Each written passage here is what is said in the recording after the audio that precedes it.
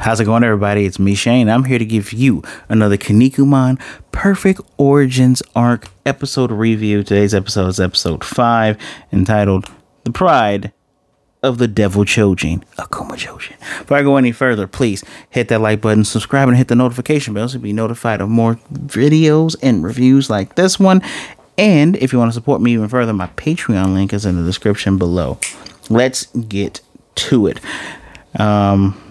Oh yeah, I already explained 2 things in my last review. So you're probably used to me going through these reviews and having on different shirts. Well, I'm wearing this same shirt because this is a continuation from the last, actually, 2 fights. Kamen, Mr. Kamen versus Crushman, and Stecasse-Kimg, or as I like to call him, Cassette-King, versus Turbomen. Turbomens. And so Turboman turned into, not Turboman, Cassette-King turned into Warsman with his new volume of Choujin library cassette tapes that he puts inside of himself and he transforms, right? And he's kicking dude's butt. And Terry's like, it looks like he's taking these blows, though. And so he does Warsman's special hold move, the Paolo special. I don't know Paolo special is actually a move that actually named that. I didn't do any research into that, but man, that's fine. And he's like, I'll break your arms off, man. Just. And now this whole time, Turboman's eyes have been blinking, right? And now he's turned gold, like white hot gold. And he's going to do a move called the Earth Unit. So Turboman can store the damage of moves that he's taken. And so he's just analyzing the whole thing. And Terry Man's like, oh, I knew it. You got to watch out. And tubes, almost tentacle-like tubes, come out of his back, go inside Cassette Team, and these big, large red orbs just gloop, gloop, gloop, going inside of him. And now Cassette-King, he's starting to glow hot gold now, too. But remember, if you saw the last review, if you haven't, pause this, play that one. Matter of fact, play them both at the same time. See how it sounds. Does it sound weird? No, I'm kidding. Pause this one, go back, watch it. It ain't that long. Come back here. Or just watch this first and then go back to the other one. But he has spindly limbs. He has thin legs, thin little arms. And now Cassette-King's arms just like beef. And his legs, that's just beef. And he's just holding on to this guy. He's like, you fool, you've made me stronger. Ha, I'm going to break your arms off. And I wonder about that. No, his arm comes clean off. No, not the left arm. The right arm comes clean off. And his leg comes clean off. And he's like, what the heck is going on? And Turbomen's goes ahead and and it's funny because people start calling Stecasse-King. They call him Stecasse Warsman. It's kind of cute. And meanwhile, this whole time with the battle of the other Choujins, the other Akuma Choujins versus perfect large number Choujin, you got water fight with water dodges. You got Kinnikuman still being stepped on, and Budo's just laying underneath the mountain. But in this fight that's going on, it's kind of insane, right? Go back. And so Turboman explains, all Choujin know this. Signature moves hurt the opponent and the executioner as well. Your body was ill-suited for the power intake, and it's going to your body will self-destruct. So a little bit of kayfabe here, or should I say outside of kayfabe, little realness here. Moves in wrestling typically hurt both people. Like who here's a fan of Randy Orton? Randy Orton as a wrestler, he's kind of iffy with him on other parts, but as a wrestler, amazing wrestler, right? His move, the RKO, involves not just coming out of nowhere for the Viper. He's falling on his back. Same thing for that punk ass Hulk Hogan, the leg drop. Wears on your spine. Same thing for Stone Cold Steve Austin's amazing finisher, the stunner. When you're kicking, you're falling straight down, you're compressing your spine, you're hurting your back.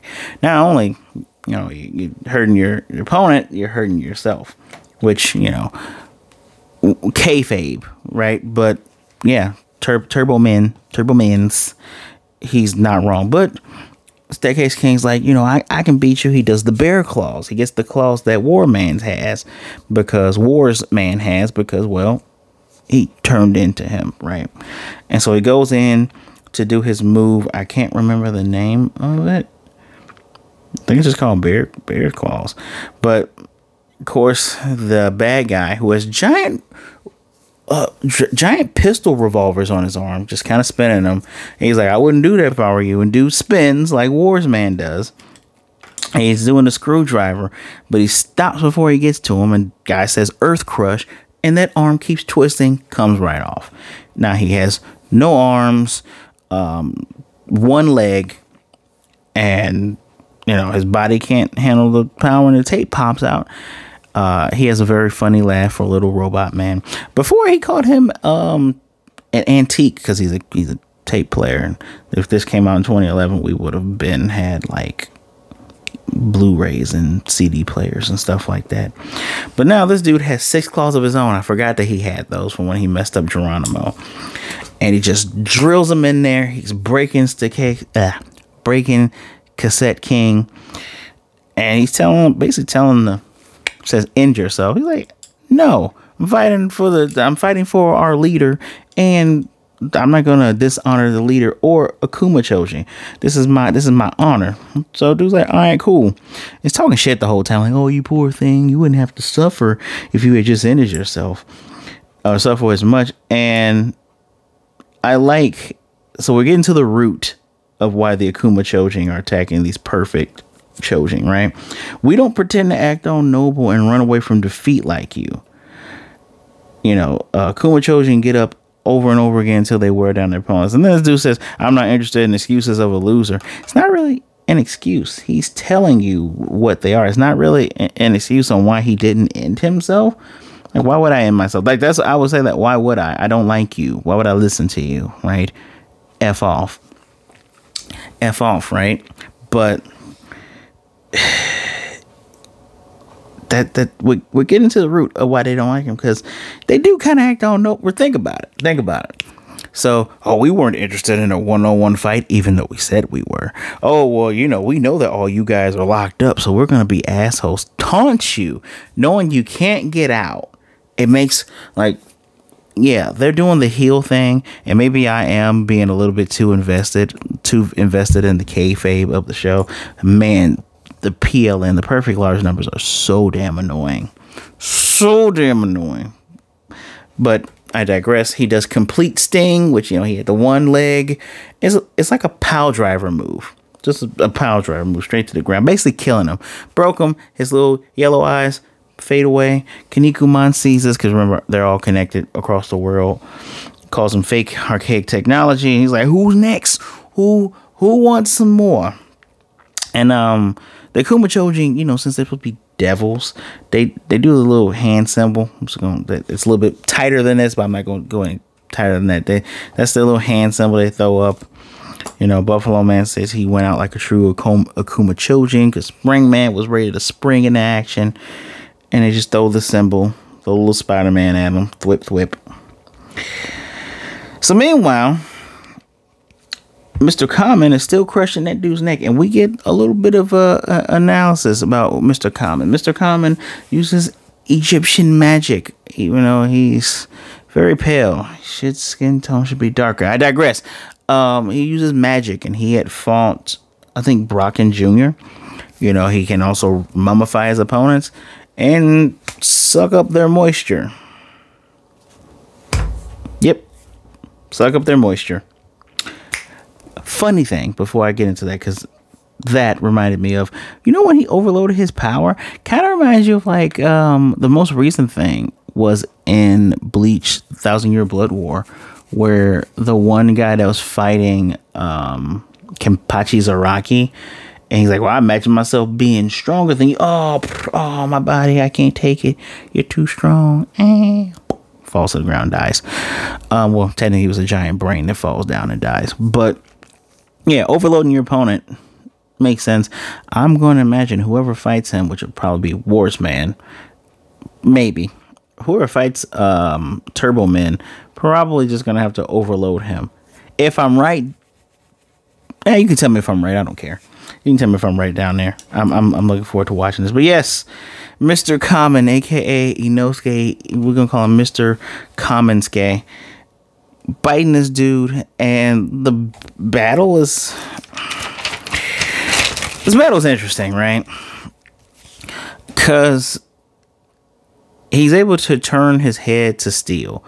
And then the guy goes, well, we did research on you too. And your weakness is your cobra. And he punches the cobra. And the cobra's like, Sha! And I'm thinking to myself, if you knew the weakness was the cobra the whole time, why did you just try to punch his head? Why didn't you just go straight for the cobra? Also, what is the point of turning steel? Pardon me. What's the point of turning steel if it doesn't protect the cobra? You see where I'm... This is where I'm going. Oh, okay. I'm watching a show about wrestling. Shut up. Just shut up and watch it. And so the first crush attempt, because he's trying to golden to bring out his body. He's like, I ain't bringing out my body. I know you can crush me instantly. Punches the little cobra, punches him literally just the head.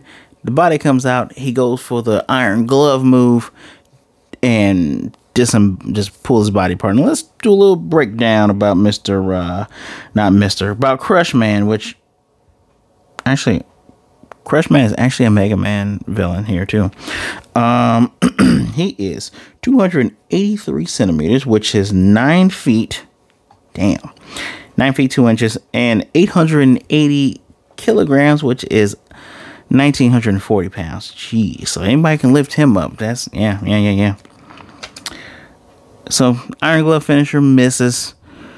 Mummy Man, Mr. Kamen coming down. He was able to disembody, pull his body apart. Ancient Egyptian pharaoh art, bone scatter. But when he comes back together, he takes off his loincloth, which he got on the tights. He ain't naked. Takes off his loincloth, wraps dude up, and he's saying, oh, I bet you, have you heard the legend of the Choujin that can wrap up his opponents and then suck up their moisture with the straw? And he brings out this big ass straw called the cartouche straw. Stab it in there and just start sucking. And sucking it. And so it reminds me of Toriko. I can't remember the bad guy's name from Toriko, who had the big ass metal straw that he could just suck in whole animals. And I really do need to finish Toriko anime, even though it doesn't finish properly like the manga, but I need to finish that. Good show though.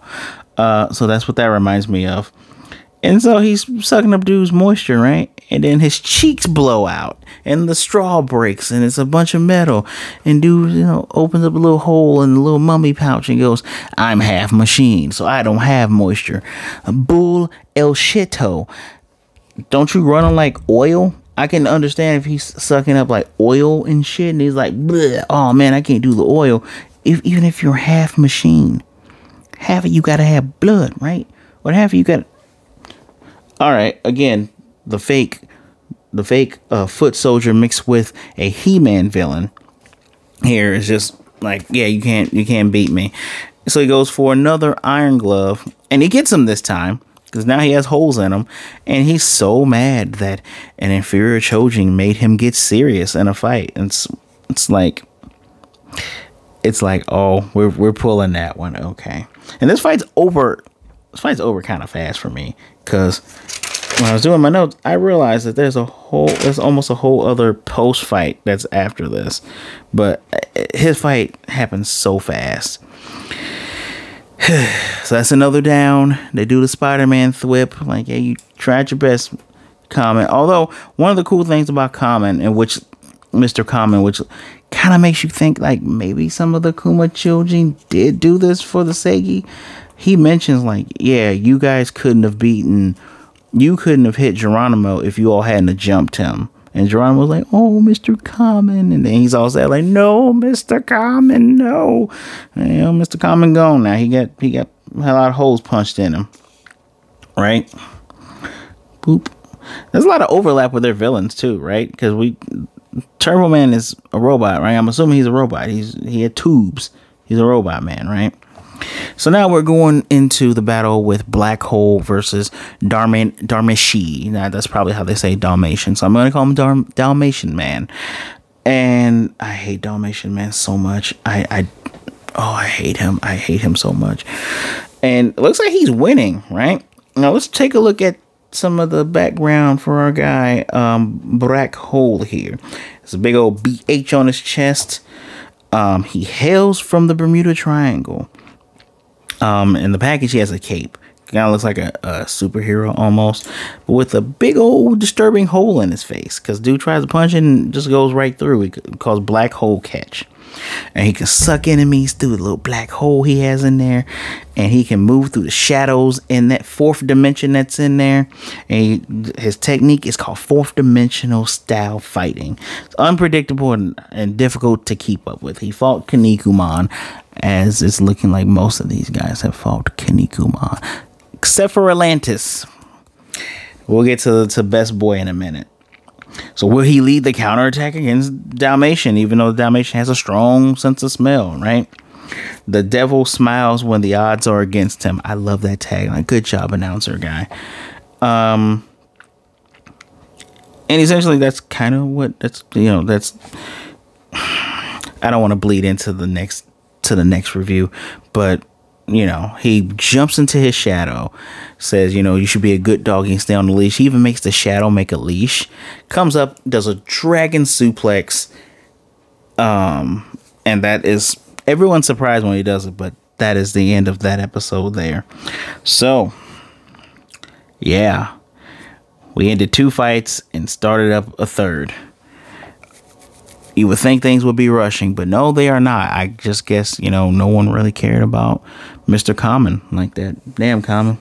But this episode gets a 4 out of 5. A low 4 out of 5. Like, the Kamen fight has such low time. Crushman is kind of lame in my opinion.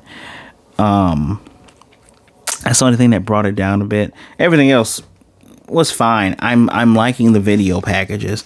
Like, if you're making a manga and anime about wrestling, go all in. Video packages, talk about their special moves, especially if this is based on wrestling from the 80s where people had more than one type of finishing move, or they have transitional moves that they're known for and they have different names. We do have some of that now. I see a lot of that with certain wrestlers in WWE. You get a lot of it in AEW. And I haven't seen a TNA match in a while. But if I remember correctly, a lot of TNA had stuff like that too. So, I like it. Low 4 out of 5. Not bad by any means. Just wish that Kamen fight could have just been longer. You could have just done the Black Hole stuff next episode, right? But Black Hole gets a whole episode. And you'll see why. So, let me know what you think in the comment section below. Don't forget to hit that like button, subscribe, and hit the notification bell so you'll be notified of more reviews like this. And don't forget, if you want to support me even further, my Patreon link is in the description below. Whatever you give is much appreciated, and I appreciate every last one of you. Please be good, be blessed. Take care of yourselves, be good to yourselves, be good to others. Either way it goes, please don't be a jerk. All right, and realize that there are people out there that care about you. Reach out to someone if you're feeling down and you're having some dark thoughts. People would rather talk to you today than to miss you and mourn you tomorrow, all right? My social medias are also in that link below. Send me a message, say hi. I'll say hi back. As long as you're not a jerk, everything could be all right. All right, guys. Until next time, we're going to muscle into the next episode. I'll see you then.